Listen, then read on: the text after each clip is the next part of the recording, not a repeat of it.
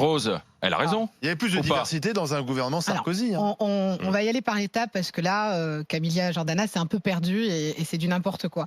La discrimination, c'est un vrai sujet, mais elle a tout sauf la bonne méthode.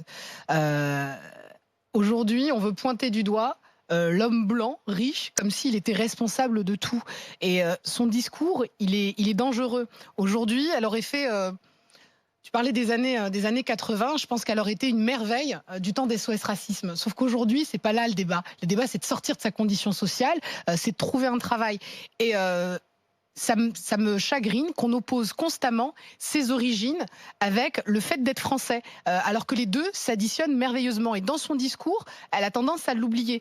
Quand je vois cette équipe de France qui passionne toute la France et qui montre l'exemple en criant haut et fort vive la France, vive la République, c'est un peu cet exemple que j'ai envie de suivre. Et puis, si on suit son raisonnement dans sa logique, Mourad Boudjelal ne pourrait pas, qui est un homme français avec des origines, ne pourrait pas être l'exemple d'un jeune homme blanc, si on suit le raisonnement inversé.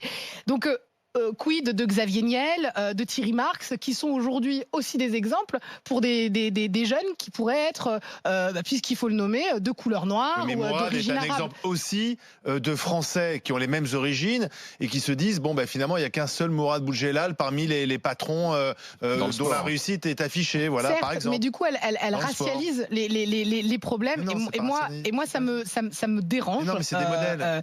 Et on a quand même une fille qui est née en France, qui a grandi en France, qui est une enfant de la République et qui a des revendications qui aujourd'hui m'échappent.